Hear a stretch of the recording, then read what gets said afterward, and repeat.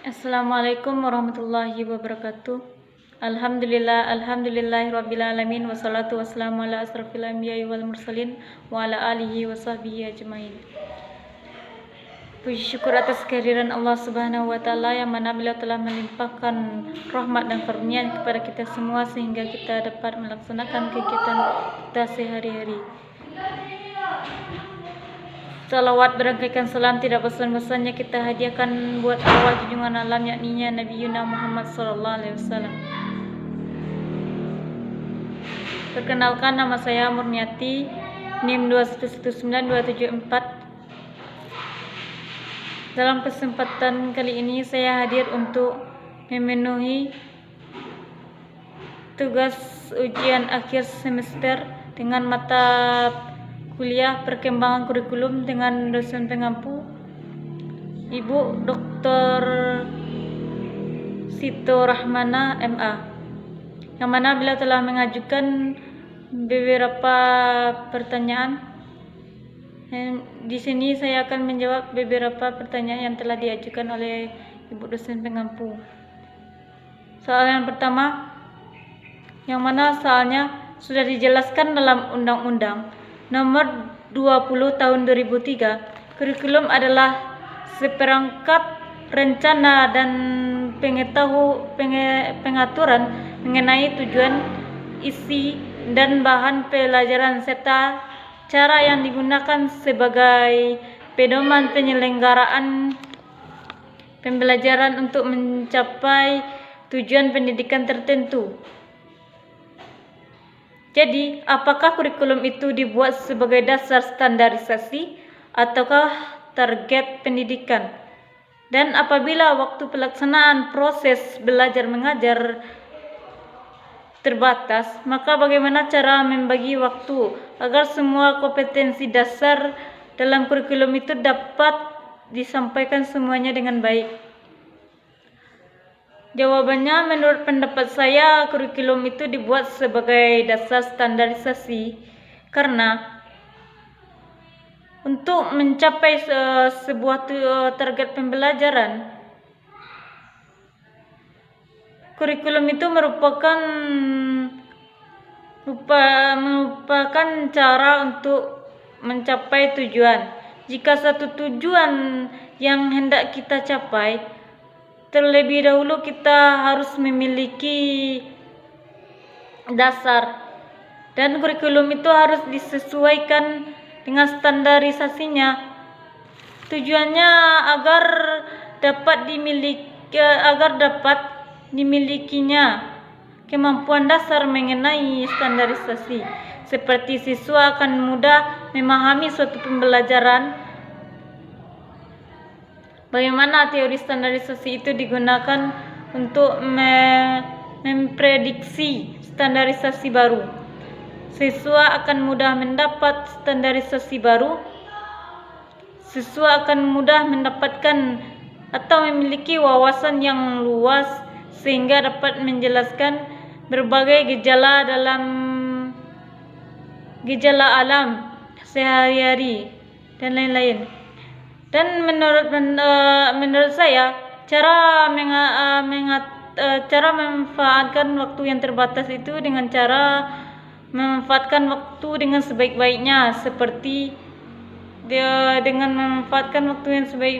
seperti peserta didik harus cepat dan tepat untuk memberi respon supaya bisa menggunakan waktu sebaik-baiknya. Atau setelah satu tugas selanjutnya kita melaksanakan tugas yang berikutnya, yang mana yang kita rasa itu sangat penting, sangat dahulu dikumpulkan dengan tugas yang lainnya.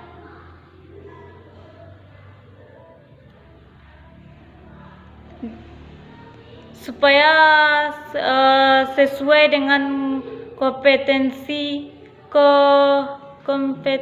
dasar dalam kurikulum yang telah ditetapkan. Dan guru di sini harus mempertimbangkan kesesuaian kebutuhan dengan keterbatasan infrastruktur perangkat. Selain itu, guru harus mengambil cara yang instan atau jalan pintas, seperti guru memberikan soal UTS, kisi-kisi soal UTS atau UAS kepada siswa untuk dipelajari di rumah, memberi salinan bagian materi pembelajaran yang masih tersisa kepada setiap siswa, menugaskan siswa untuk meringkas isi buku yang tidak sempat mereka berikan atau guru berikan, memberi tambahan jam pelajaran kepada siswa setelah pembelajaran reguler berakhir. Guru harus pandai-pandai menggunakan waktu dan juga peserta didiknya, meminimalisir dampak kegiatan dengan berbagai solusi. Tujuannya supaya guru bisa mengefektifkan pencapaian target materi pembelajaran. Di antara upaya guru, menganalisis kalender akademik, mengekstrakan materi pelajaran, mengefektifkan metode mengajar, mengontrol penggunaan waktu. Pertanyaan nomor 2. Indonesia telah mengalami pergantian dalam rentang waktu yang cepat, unik. Setiap pergantian Menteri Pendidikan berganti pula kurikulumnya. Ada kurikulum yang berbasis kompetensi atau KBK, ada kurikulum tingkat satuan pendidikan atau KTSP. Ada kurikulum 2013 dan sekarang dikembalikan kepada KTSP. Menurut saudara, apakah dampaknya terhadap sistem pembelajaran dengan dilakukannya pergantian kurikulum yang terus-menerus? Apakah keadaan pandemi sekarang kurikulum mengalami perubahan? Juga, kenapa Menteri Pendidikan tidak menetapkan satu kurikulum utuh tanpa harus diganti? Yang terpenting, kurikulum tersebut menciptakan peserta didik yang cakap secara kognitif, efektif, spiritual, dan sosial, serta cakap psikomotor. Menurut pendapat saya, jika sistem perkembangan terus dilakukan atau pergantian kurikulum terus dilakukan, atau pergantian kurikulum terus-menerus akan membuat mutu pendidikan menurun, dan perubahan kurikulum yang begitu cepat menimbulkan masalah baru seperti menurunnya prestasi siswa. Siswa akan kewalahan dan kesulitan dalam memperdalami materi yang diberikan akibat pergantian kurikulum yang terus-menerus, dan sulit menyesuaikan diri dengan sistem pembelajaran pada kurikulum baru.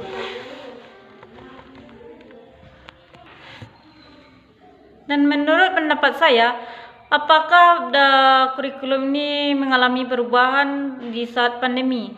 Menurut pendapat saya, tidak. Karena kurikulum yang digunakan tetap sama, bedanya itu sistemnya saja, yang mana di masa pandemi kita difokuskan pada metode belajar secara daring dengan menggunakan aplikasi seperti Zoom, Google Meeting, Google Classroom, WhatsApp, dan lain-lain, dan mementingkan sikap, pengetahuan, keterampilan, perilaku. Karena seiring berkembangnya zaman, kurikulum akan mengalami perubahan yang terus-menerus sesuai dengan keadaan zaman.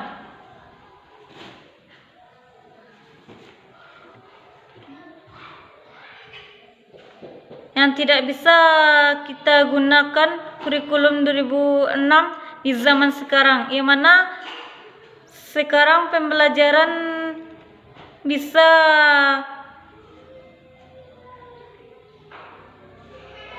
menggunakan alat teknologi seperti handphone, yang mana di dalam HP banyak aplikasi yang digunakan di saat pandemi sekarang, seperti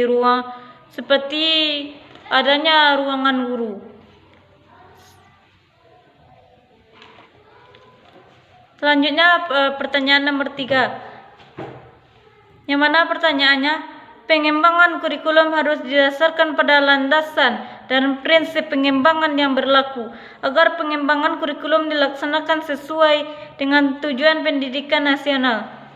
Menurut saudara, apakah ada sosialisasi kurikulum dalam masa melaksanakannya? Jika ada, apakah sudah terjangkau untuk seluruh perilaku dan pelaksanaan pendidikan beserta contohnya? Menurut pendapat saya, sudah ada. Kalau masalah sudah terjangkau, mungkin sudah, tetapi masih kurang merata, tidak efektif. Contohnya, kalau tidak adanya sosialisasi yang memadai, penerbitan kurikulum ini akan sia-sia, seperti akibat angka kasus COVID-19 yang masih terus bertambah dan adanya tekanan untuk tetap melaksanakan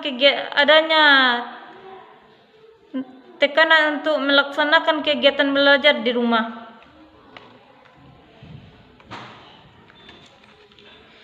Selanjutnya pertanyaan nomor 4, tidak menutup mata kenyataan di lapangan sering kita jumpai pendidikan yang ada di sekolah kurang memahami model-model perkembangan kurikulum. Padahal pemahaman tentang kurikulum merupakan salah satu unsur kompetensi pedagogik yang harus dimiliki oleh seorang pendidik. Dan model perkembangan kurikulum pun adalah bagian terpenting dalam pengembangan kurikulum. Apa yang salah mengenai hal ini dan apa solusi menurut saudara? Dan model pengembangan kurikulum manakah menurut saudara yang tepat digunakan dalam meningkatkan proses pembelajaran agar tercapainya hasil yang maksimal? Menurut saya adalah teknik, metode, cara guru yang kurang tepat dalam menyampaikan ilmu terhadap peserta didiknya, atau guru kurang memahami siswanya sehingga anaknya sulit dalam memahami suatu pembelajaran. Solusinya adalah dengan cara guru harus memahami peserta didiknya, guru harus menguasai metode mengajar yang baik dan mengetahui apa kekurangan peserta didiknya, dan juga guru harus bijak dalam menyampaikan pembelajaran terhadap peserta didiknya, atau guru harus mampu mengelola proses belajar mengajar siswa. Dan model pengembangan kurikulum manakah menurut saudara yang tepat digunakan dalam meningkatkan proses pembelajaran? Menurut pendapat saya, model pengembangan kurikulum yang digunakan dalam meningkatkan proses pembelajaran adalah 1. Problem based learning atau PBL adalah permasalahan nyata yang konteks untuk peserta didik belajar berpikir teknis, kritis, dan keterampilan memecahkan masalah dalam memperoleh pengetahuan. Yang kedua, orientasi peserta didik terhadap masalah. Yang ketiga, membimbing peserta didik, membimbing penyelidikan individu dan kelompok, pengembangan dan menyajikan hasil karya. Selanjutnya, pertanyaan yang terakhir yaitu kurikulum sangat berhubungan dengan aspek sosial dan budaya yang harus diperhatikan agar ketika penerapan kurikulum yang disusun bisa sejalan dengan harapan dan keinginan masyarakat dan tidak menentang budaya di masyarakat tersebut. Pertanyaannya, bagaimana pendapat saudara kita yang sekarang berada di tanah Minangkabau? Apakah bisa bahasa Minang digunakan sebagai mata pembelajaran wajib di sekolah? Menurut pendapat saya, kurikulum itu memang sangat berhubungan dengan aspek sosial dan budaya, seperti salah satunya budaya Minangkabau. Dalam pembentukan kurikulum itu pasti para penyusun kurikulum mempertimbangkannya dengan seksama, baik dari segi sosial, budaya, pelaksanaan maupun perbaikan kurikulum agar tidak bertentangan dengan budaya seperti budaya Minangkabau. Karena faktor kebudayaan itu merupakan bagian yang terpenting dalam pengembangan kurikulum.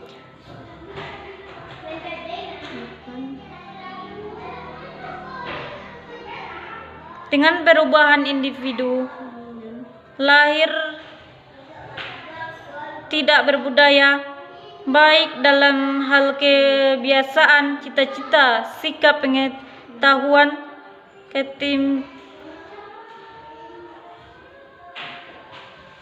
dan sebagainya, semua itu dapat diperoleh individu melalui interaksi dengan lingkungan, budaya, keluarga, masyarakat, dan sekolah. Lembaga pendidikan yang mana sekolah mempunyai tugas khusus untuk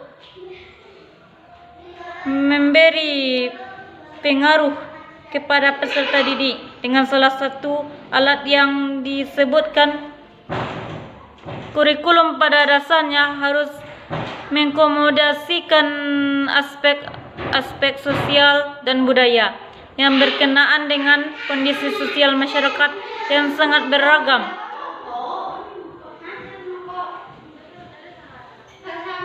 Di SD pada dasarnya bertujuan mendidik anggota masyarakat agar dapat hidup berinteraksi dan beradaptasi dengan anggota masyarakat lainnya, serta meningkatkan kualitas hidupnya sebagai makhluk berbudaya. Dan menurut pendapat saya, bahasa Minang itu tidak bisa kita jadikan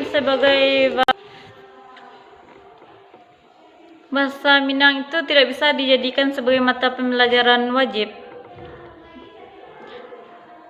karena bahasa Minang itu adalah bahasa daerah yang hanya bisa dipelajari dalam suatu daerahnya, supaya bahasa yang digunakan di daerah Minangkabau itu tidak hilang di telan masa.